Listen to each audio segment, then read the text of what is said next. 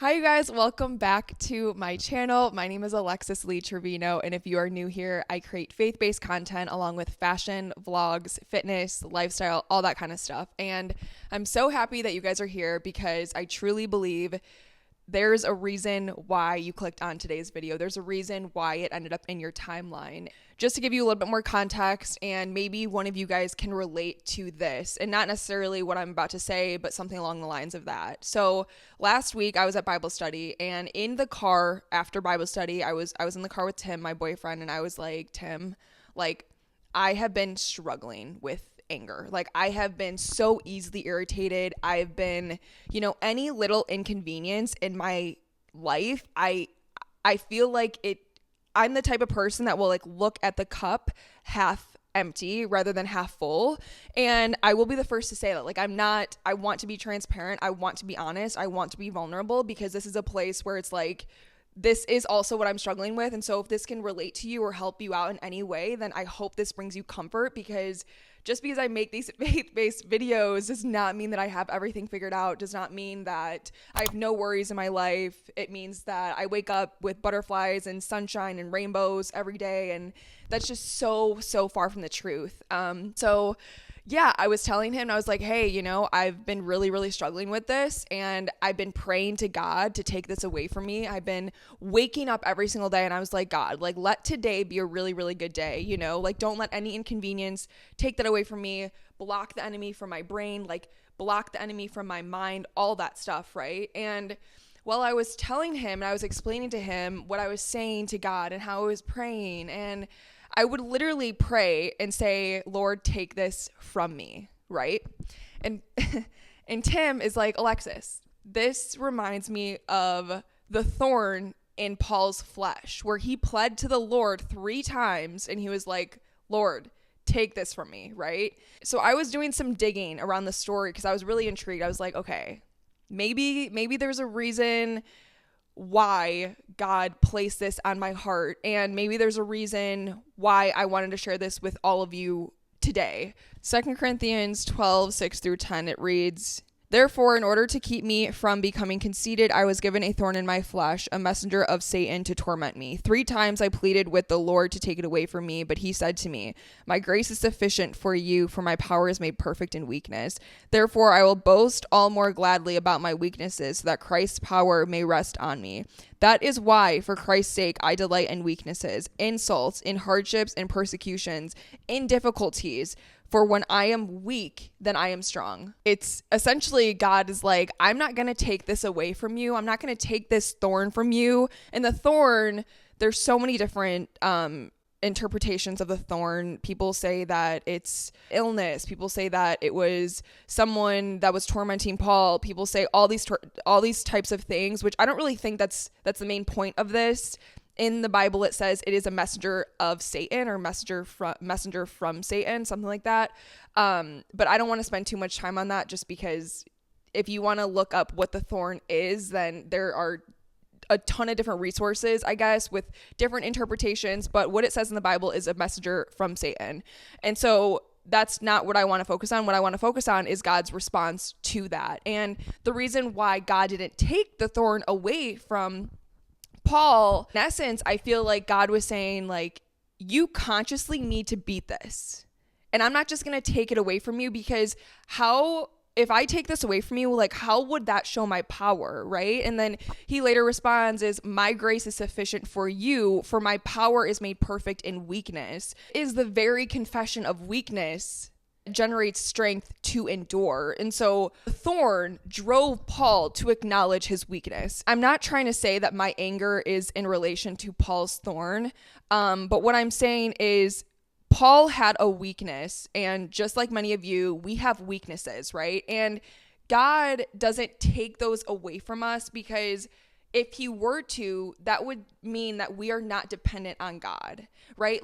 The Father wants us to depend on him. And so God is exalted. God is more powerful because of our weaknesses. And then, Paul goes on to say that he will boast more gladly in his weakness rather than his accomplishments, or rather than his credentials or the things that he has done, right? You look back on your life, like there is not one instance in my life where I could say, dang, that was me. Like, that was me. I'm here because of me. I'm here because of right? Like, it is all because of God. God gave me the things that I need to put in my toolkit. God gave me grace to keep going. God made me see things that I never thought I would see before. God made me realize and recognize that he is the ultimate solution. He is the ultimate source. And so, yes, I will boast in my weaknesses, because when I'm weak, I am strong because Christ is in me, right? And so that Paul discovers the true source of strength, and that is God's grace. And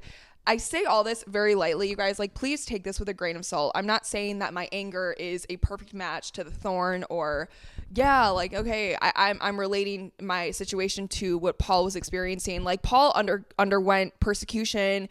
There were false prophets. There were people that he had to deal with, right, on like a daily basis. In Corinth, there were false prophets at the time. And so for him to have a thorn in his side, it's not like physically a thorn in his side. It's like that idiom where it's like, oh, it's raining cats and dogs. Like, it's not actually raining cats and dogs, but it's an annoyance. It's something that is making you weak. It is something that is, it's a hardship. It's a struggle. It's something like that. And so, and I tell you guys that, like, my anger and my irritation, my discouragement, because God is not taking this anger away from me, I'm not saying it's because he wants me to be angry. What I'm saying is, because if you think about it, if he just took away my anger, if he just took away this struggle or this financial hardship, or just something super, super hard maybe in your life, like if he took that away from you when you asked for it, you wouldn't have to go back to him about it, right? Like, there would be no more struggle. There would be no more grace that he needs to give. There would be no way for you to further his kingdom and bring glory to his name, because there's no weakness. Three reasons why I don't think God took the thorn out of his side when Paul asked God to is because, number one, it's to teach dependency. Sometimes God allows us to face challenges. And I know sometimes, like, someone in my comment section said, like, God doesn't allow bad things to happen. It's like Satan. But it's like, no, he does allow bad things to happen. He allows us to recognize why we need him, why we need to depend on him. So yeah, there are things that he allows in our lives to put us back on track. And by doing that, we rely on his strength rather than our own. When we have a more dependency relationship on God, that builds our faith and that builds our relationship more with him. And number two, to demonstrate his power, obviously. So this is to bring glory to his name. Despite the presence of the thorn, Paul was still able to do great things. And so that should almost be kind of like a relief to you, knowing that, hey, you know what, this weakness, this thing that I'm going through right now, yeah, it might not be the best. I might have prayed to God and he might not take it away from me right now, or he might not ever take this away from me, but I'm still able to bring glory to his kingdom. Like, this thing is not going to knock me down. It's like, okay, like when you get knocked down, you have to get up 5 times or whatever that saying is. It's showcasing his abilities to work through us despite our limitations, or despite the things that we struggle with. And number 3, really quickly, I just want to say, like, our struggles, the adversity that we face, I truly believe can serve as opportunities to empathize or just help others. It can be used to comfort and encourage others. Like I hopefully, like, my things that I struggle with, that I openly,